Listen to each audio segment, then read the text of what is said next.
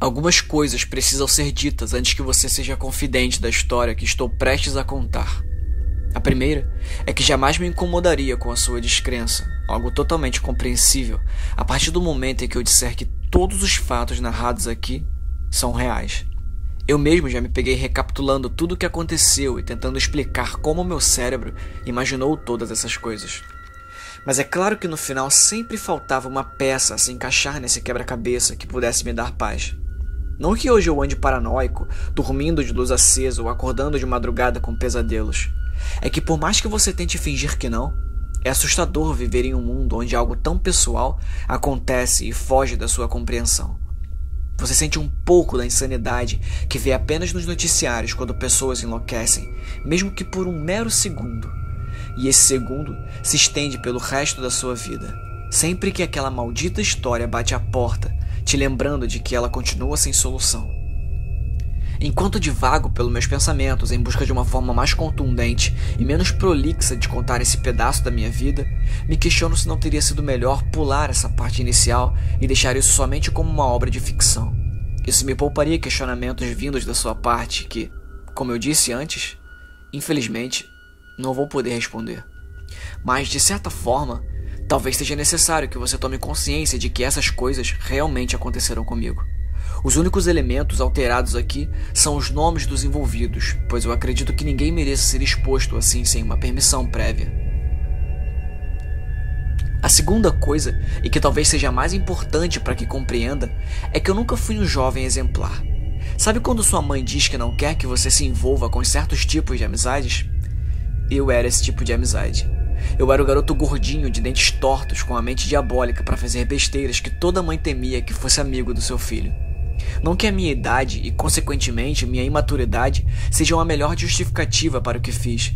Hoje que sou um adulto, repudio aquela criança de brincadeiras de gosto duvidoso. Mas jamais tentaria retirar minha culpa sobre o que se sucedeu. É que o pensamento louco de voltar no tempo e avisar aquele moleque o que estava para acontecer ainda me pega desprevenido. Toda a história, ou pelo menos a maior parte dela, aconteceu em meados dos anos 2000, quando meu pai se mudou para outra casa. Durante 23 anos, houve duas amarras na vida do meu pai. Uma era seu trabalho como balconista de uma farmácia, acordando às 7 da manhã e saindo às 11 da noite. A outra era o casamento conturbado, repleto de discussões, xingamentos e pratos arremessados nas paredes. Enfim, ele finalmente rompeu ambas. Meu pai nunca foi santo, longe disso. Mas os motivos absurdos para esse divórcio que despedaçou a família vão ter de ficar para outra oportunidade, já que aqui pretendo falar apenas sobre o Caveirinha. Como acontece na maioria dos casais que decidem pôr um fim ao matrimônio que juraram durar para sempre, minha mãe ficou com a casa e a guarda dos filhos e meu pai procurou uma nova casa para morar. No entanto, ele não foi muito longe. Morávamos em uma enorme casa em uma comunidade do Rio de Janeiro conhecida como Borel. Ela recebera esse nome por causa da gigantesca fábrica de cigarros homônima que havia se hospedado no monte onde um dia inúmeras famílias empilhariam tijolos para tentar formar suas casas, migrando do Morro do Castelo em meados de 1921. Continuamos morando por pouco tempo nessa casa e meu pai foi morar um pouco acima de nós. Você subia uma ladeira, virava uma curva, subia outra ladeira, virava em frente a uma escadaria, passava pela viela e então chegava a seu destino. Uma casa amontoada em cima da outra, como a infraestrutura das favelas cariocas mandam. E de frente à casa do meu pai, que ficava no primeiro andar, havia um terreno. Essa área era coberta de terra seca, com alguns tufos de mato que teimavam em nascer. A única vegetação que insistia em arriscar viver ali era uma gigantesca palmeira, de onde eu e meus amigos eventualmente roubaríamos muitas frutas.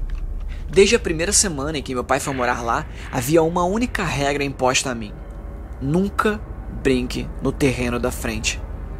O motivo era a índole duvidosa de seu dono, um velho baixinho de pele marrom, cabelo branco e crespo, curto, falhado em várias partes da cabeça. Só víamos o homem 2 vezes ao dia. Raramente na manhã, quando ele saía sério, sem cumprimentar um único vizinho, e quando voltava à noite fedendo a álcool, cambaleando e sem saber ao menos em que planeta estava. O velho nunca fizera mal a ninguém, mas era visto como uma ameaça pela imprevisibilidade de sua embriaguez. Quando ouviam sua voz rouca cantarolando, sabiam que ele se arrastava pela viela em busca de seu barraco de tapume. Os pais mais prudentes colocavam suas crianças para dentro, mas eu e meus 2 únicos amigos éramos adolescentes e fazíamos o que éramos programados a fazer. Nós ignorávamos o que nossos pais diziam e desobedecíamos. O vizinho mais abaixo se chamava Marcos e o vizinho mais acima se chamava Elton. Os 2 tinham idades próximas à minha. Assim, nós 3 nos tornamos grandes amigos. Quando eu saía do colégio, corria para a casa do meu pai apenas para passar o fim da tarde e à noite na escadaria em frente com os meus amigos, gastando tempo em conversas inúteis. Quase sempre falávamos sobre jogos e sobre como a vizinha da primeira casa após a escadaria era gostosa. Nós nem sequer sabíamos o que isso queria dizer. Éramos apenas crianças repetindo as coisas que víamos nossos pais falar. Era a forma que encontramos de compartilhar o sentimento que tínhamos em comum. A vizinha era realmente linda, porém era mais velha. Ela devia ter 16 ou 18 anos na época, mas para nós, meros garotos com cerca de 10 anos, era uma adulta inalcançável. E isso era o que tornava a fantasia mais prazerosa. A única coisa que era capaz de nos tirar do transe dos assuntos de adolescentes era a chegada do Caveirinha. Ouvíamos sua voz áspera, quase afônica, e já nos preparávamos. Ele engatinhava de degrau em degrau, escarrando pelo caminho e, por vezes, gritando uma porção de palavrões. Por algum motivo sádico, ríamos como hienas da situação do pobre velho. Se o meu eu atual encontrasse com aquele garoto de 12 anos, ele sairia com alguns galos da cabeça pelos cascudos que eu lhe daria. Principalmente pelo fato de que talvez se parássemos de empurrar a paciência do homem ao limite, essa história que você tem em mãos jamais teria acontecido. Ou pelo menos eu gosto de acreditar que seria assim. Achávamos que pelo fato de o homem ser completamente esquálido, já que seu dinheiro ia mais para a cachaça do que para a comida, seria engraçado apelidá-lo de Caveirinha. E de fato, jamais descobrimos seu nome. Então, todas as noites em que o velho chegava transtornado pelo efeito do álcool, nós apanhávamos algumas pequenas pedras do terreno e arremessávamos em sua direção enquanto cantávamos a música que, apesar de ter se tornado conhecida em vídeos de humor na internet, ainda me causa arrepios quando ouço. Não pela criatura relacionada a ela, mas pelas memórias que ela me traz. Essa cantiga, originada no candomblé, até hoje é utilizada como forma de homenagear uma entidade conhecida como Exu Caveira. Eu não lembro exatamente quem nos apresentou a essa canção, mas lembro que só sabíamos cantar os primeiros versos. Exu Caveirinha, venha trabalhar. E eram esses mesmos 2 versos que cantávamos incessantemente enquanto arremessávamos pedrinhas no velho para importuná-lo. O processo de bullying com o pobre homem, de certa forma era isso mesmo, prosseguiu durante uns 2 ou 3 anos ininterruptos.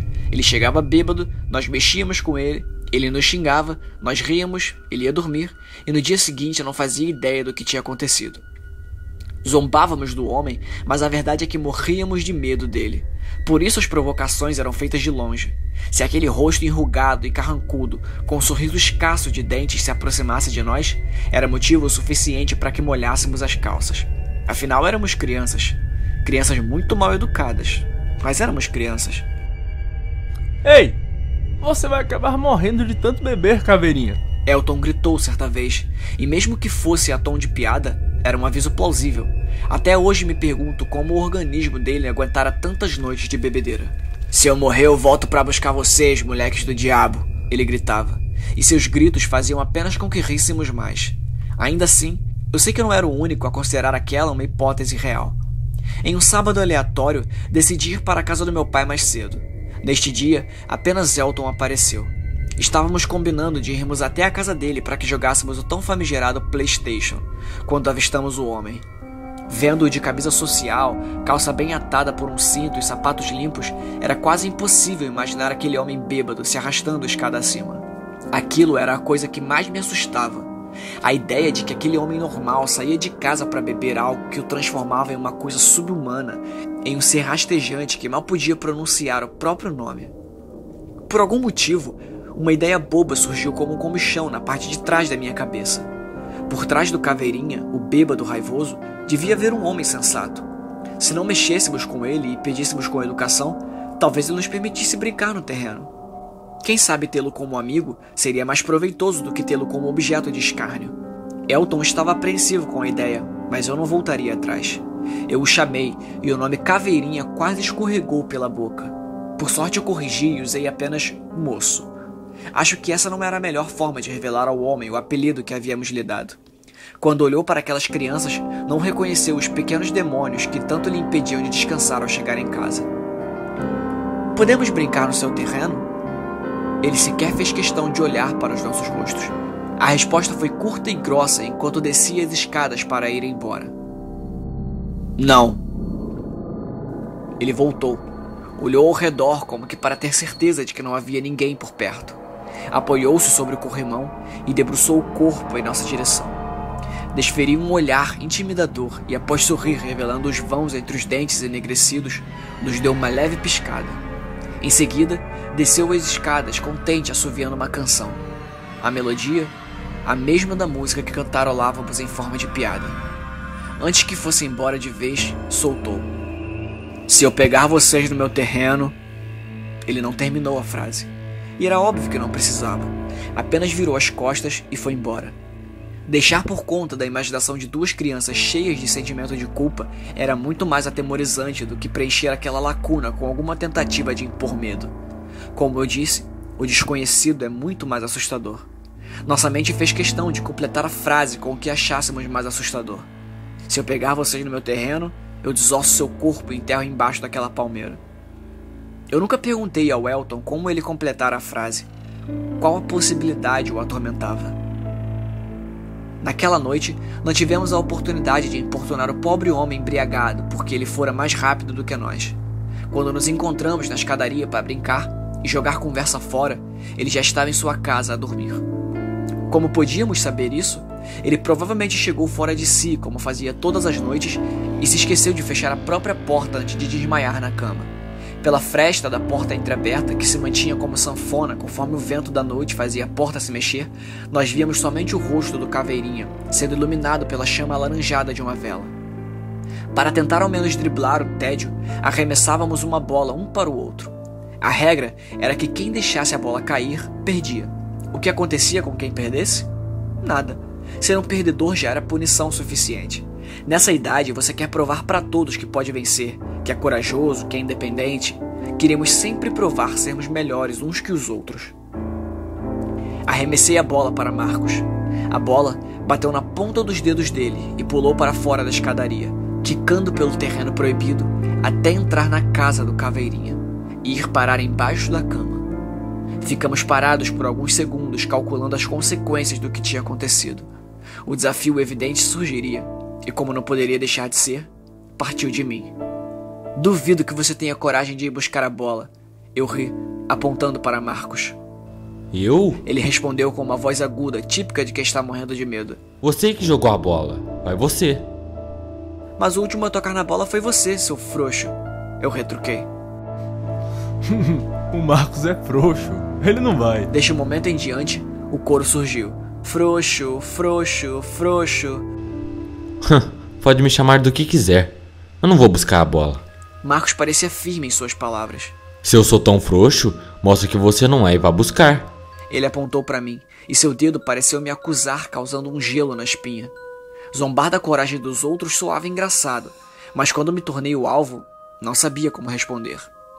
"Eu vou", respondi prontamente. Estúpido. Eu não lembro quem era o dono da bola. Apenas lembro que este não era eu. Eu poderia simplesmente deixá-la lá. Se o dono quisesse, ele que tomasse o trabalho. Mas minha mente e meu corpo entravam em conflito. Os pelos frisados na nuca e a mão trêmula batendo incessante na coxa diziam que não, que eu deveria permanecer em frente à casa do meu pai, em um lugar seguro. No entanto, o sangue fervendo e a adrenalina gostava daquela sensação de frio na barriga e me forçava um passo após o outro.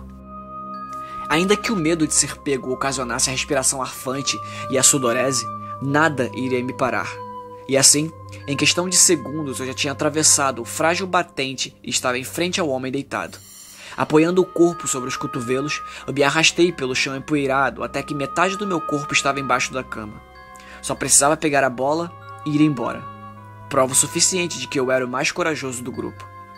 Mas é difícil ver tudo isso da forma simples, quando seu corpo está paralisado de medo. Eu ouvi as molas do colchão rangerem como as dobradiças enferrujadas de uma porta ancestral. Minhas 2 mãos estavam imóveis, agarradas à bola, quando virei o pescoço, tentando olhar por cima dos ombros, e vi os pés dele. As solas negras como se estivessem sujas de lama. Os calcanhares rachados, apontados para mim, indicavam que ele estava sentado. Entrar completamente embaixo da cama em uma tentativa estúpida de encontrar o esconderijo, ou sair correndo sem explicar nada. Nenhuma das minhas 2 únicas tentativas possíveis pareciam boas o suficiente. Inspirei e expirei várias vezes de forma seguida.